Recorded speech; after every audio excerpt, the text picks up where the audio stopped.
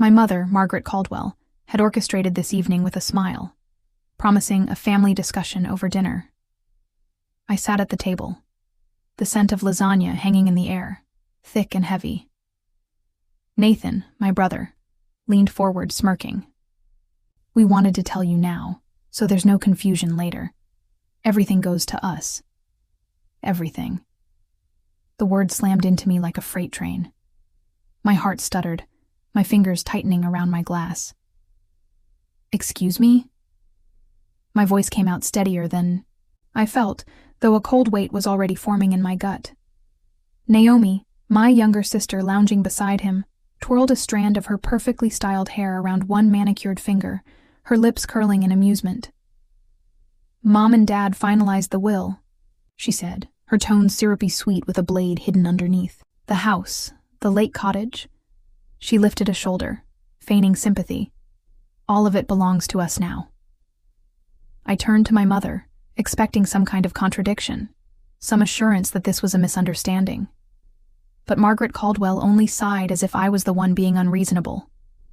"Ava," she said, her smile fading into a tight, unreadable expression. "We wanted you to hear it from us directly." She folded her hands neatly on the table, her voice shifting into that patronizing, well-rehearsed tone she always used when she needed me to accept something cruel without protest. "Your father and I have decided that Nathan and Naomi need more stability. You've already built a successful life for yourself. We don't have to worry about you. We don't have to worry about you." The words echoed in my skull, each one a fresh betrayal. I turned to my father, Henry Caldwell, searching for hesitation, doubt, even a flicker of guilt. But all I found was cowardice. He stared at the silverware in front of him as if it were suddenly fascinating, refusing to meet my eyes. When he finally spoke, his voice was quiet, but firm, as though his decision had already been set in stone. "You have to understand, Ava," he murmured, folding his hands together. "Your mother and I are proud of you. You've done exceptionally well. But your brother and sister—" He trailed off, sighing, as if the thought itself exhausted him. "They're still finding their footing. They need this more than you do." Something inside me snapped. Finding their footing? Was he joking? Nathan had spent years bouncing between failed business ideas, burning through thousands of dollars, my dollars, every time one of his ventures crumbled. Naomi had never held a real job, surviving off a string of boyfriends, impulsive shopping, sprees, and my mother's constant indulgence. And yet I was the one being punished for my success. I swallowed back the burn of humiliation, the hot rising sting of betrayal in my chest. My entire life, I had done everything they asked. Mortgage payments, covered. Nathan's tuition changes, paid. Naomi's ridiculous whims, funded. I had sacrificed vacations, personal goals, my own stability, for them. And now, they sat across from me, smug and victorious, as if I were nothing more than a discarded checkbook they no longer needed. I took a slow, measured breath, trying to keep the fury from shaking my voice. "So let me get this straight," I said, my tone sharp as glass. "Because I actually made something of myself, I'm being cut out entirely?" Nathan scoffed, leaning back, his arms crossing over his chest. "Oh, come on. No one forced you to help. You just liked playing the hero." Naomi giggled, her eyes glittering with cruelty. "Maybe you thought if you threw enough money at us, Mom and Dad would love you as much as they love us." The words slammed into me harder than anything else. Silence stretched across the room, thick and suffocating. No one corrected her. No one reprimanded her for the sheer malice in her voice. My parents sat there, stone-faced and complicit, their silence more damning than any justification they could have given. I had spent years convincing myself that my love, my efforts, my sacrifices mattered. That if I just gave a little more, they'd finally see me, finally choose me, but they never had. And they never would. I could feel my mother watching me, waiting for me to submit, to accept my role as the expendable one, the dependable one, the one who never fought back. I met her gaze, and for the first time in my life, I smiled. Not in defeat, not in sorrow, in realization. "You're right, Nathan," I said, my voice steady, ice cold with finality. "No one forced me." I pushed my chair back and stood, ignoring their startled expressions. "And from today onward, no one ever will again." A sharp silence fell over the table. Margaret's mouth tightened. "Eva." But I was already walking away, Esau. I grabbed my coat from the hallway, the voices inside blurred into meaningless noise. The front door slammed shut behind me with a definitive thud. I stepped outside, inhaling the cold Oregon air, the crisp bite of the night cutting through the raw ache in my chest. I had walked into that dinner expecting family. I left knowing I had none. And for the first time in my life, I was finally free. The cold night air hit me like a slap to the face as I stepped off the porch, my heels clicking against the pavement with sharp finality. The door slammed shut behind me, cutting off the voices inside, voices that no longer mattered. I didn't look back.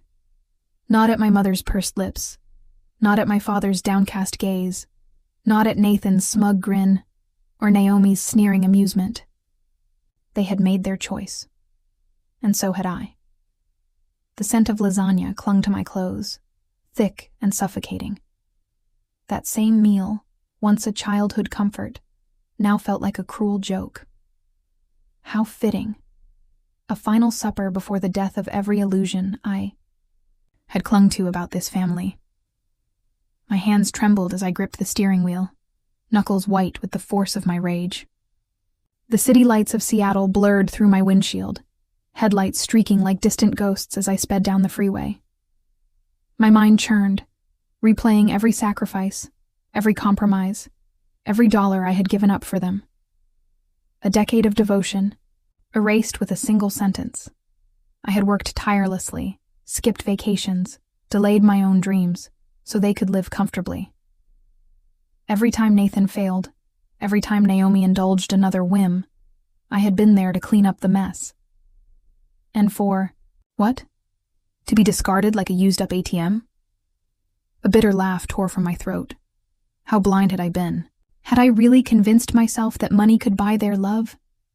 That loyalty and duty would ever be repaid with the same? Enough. Enough. Pulling into my apartment's underground garage, I killed the engine and sat in silence, breathing heavily. My pulse hammered in my ears. No more. With steady, deliberate movements, I pulled out my phone and opened my banking app. The numbers glowed brightly against the dark screen, a testament to every ounce of effort I had poured into their comfort. My thumb hovered over the recurring transactions, 1 to 800, parents' mortgage, 600, utilities. Hundreds more in miscellaneous transfers, each labeled simply family help. A lifetime of obligation, choking me like a chain. Not anymore. With one decisive tap, I canceled the mortgage payment. Gone. Another tap. Utilities terminated. The app flashed confirmation messages, cold and impersonal. But to me, they were a declaration of war.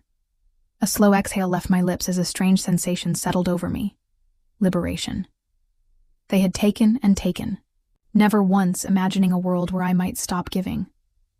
Well, that world had just arrived. I leaned back against the driver's seat, closing my eyes as a wave of exhaustion hit me. Not from regret, from release. I had spent my entire life believing I owed them something. Tonight, I was finally free. The first voicemail came the next morning, piercing through the quiet of my apartment like a knife. "Eva, this is your mother. You need to stop this nonsense and call me back immediately." I stared at my phone, expressionless. Nonsense. That's what she called it. Not betrayal, not cruelty. Nonsense. I let the message play out, her voice thick with manufactured disappointment. Family doesn't treat each other like this. You don't just walk away. We took care of you, and now you're turning your back on us? Took care of me? When? My stomach twisted as I listened to the same tired script. the same emotional blackmail she had wielded against me my entire life. You owe us. We raised you. You wouldn't be where you are without us. I deleted the message without a second thought.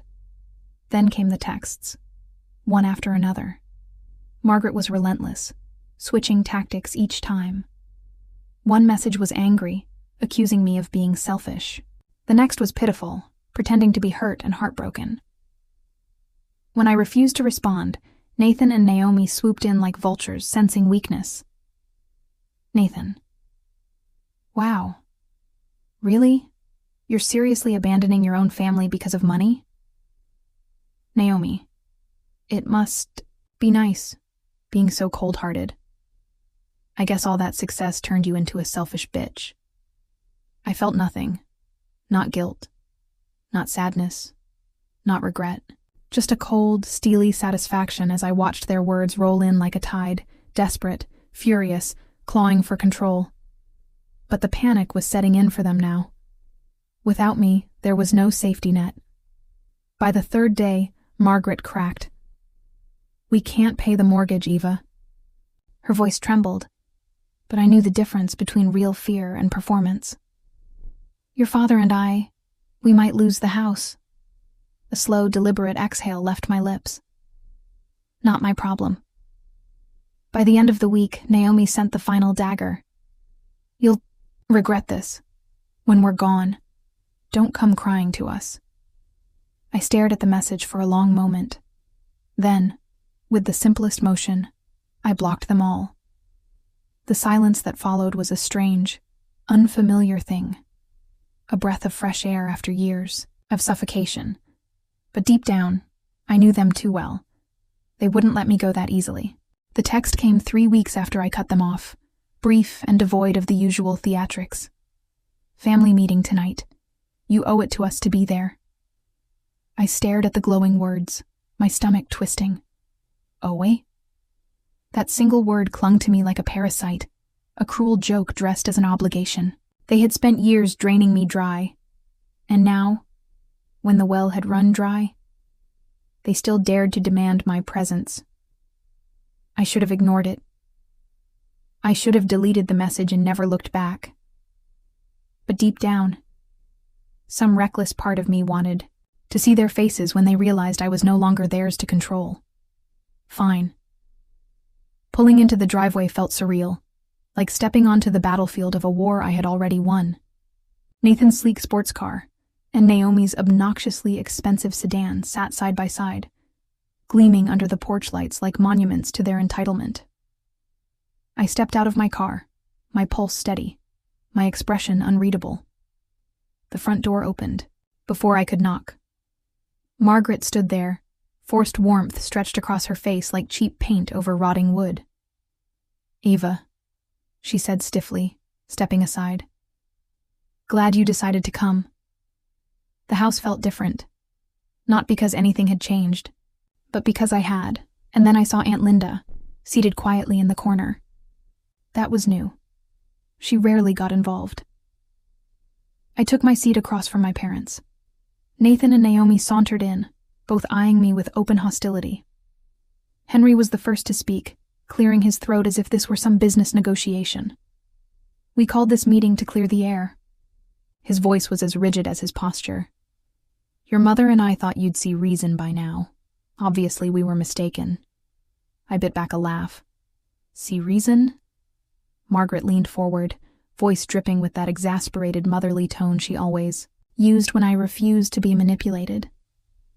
Eva, we raised you better than this. Family takes care of each other. You are the eldest. It was your responsibility to help. Nathan scoffed. Jesus, you act like we put a gun to your head. Naomi smirked. Maybe if you weren't so obsessed with playing the martyr, you'd actually have your own life by now. The heat rose in my chest, but I refused to let them see it. Aunt Linda shifted uncomfortably, but stayed silent. I met Henry's gaze, my voice calm, sharp, final. So that's what this is? One last chance to get me back in line? His jaw tightened. If you walk out now, Eva, don't expect to be welcome back. Silence hung thick and suffocating. A choice. Their final weapon. I pushed my chair back slowly, standing with a measured grace. I let my gaze drift over each of them, drinking. In their cold indifference, their cruel amusement, their smug self-assurance. I've never felt welcome here anyway. And then, I walked out for the last time. For the first time in years, my life was finally my own. The silence from my family was a strange, almost unnatural thing, like stepping outside after a storm and realizing the wind had stopped howling. 3 weeks passed.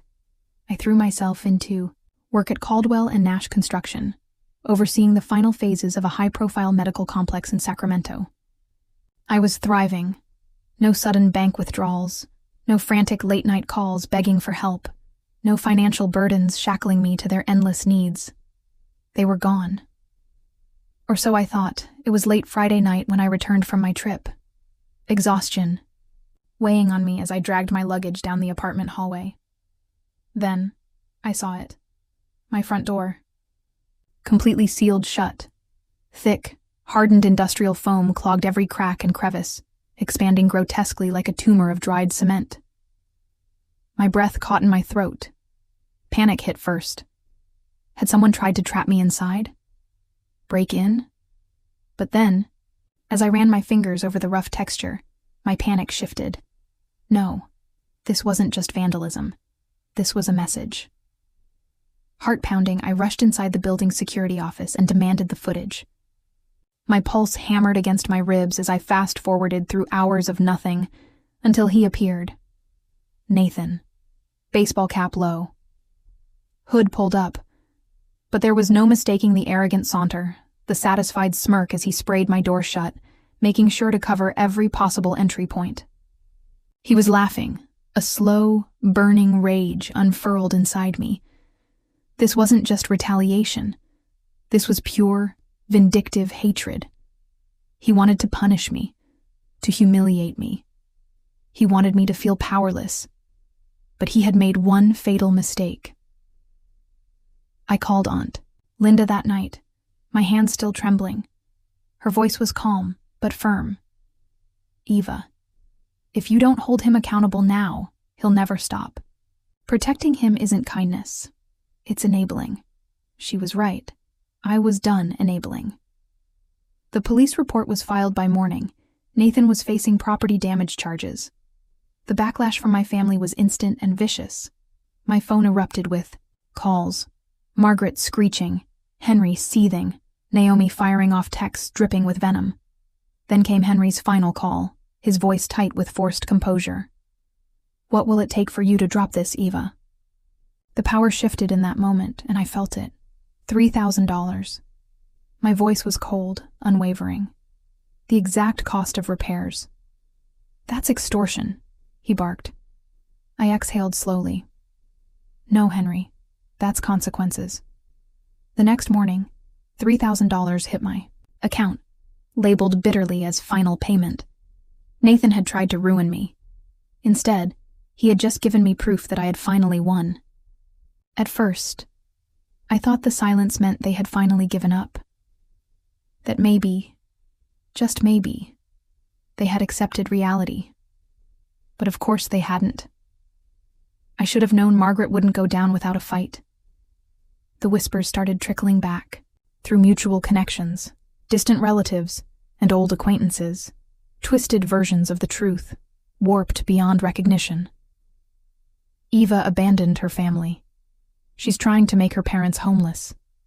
After everything we did for her, she turned her back on us the moment we needed her most. It was a brilliantly crafted ally that's kind that played on people's sympathies, painting Margaret and as the poor, struggling parents left destitute by their heartless, selfish daughter. And Nathan and Naomi, not even mentioned. Of course.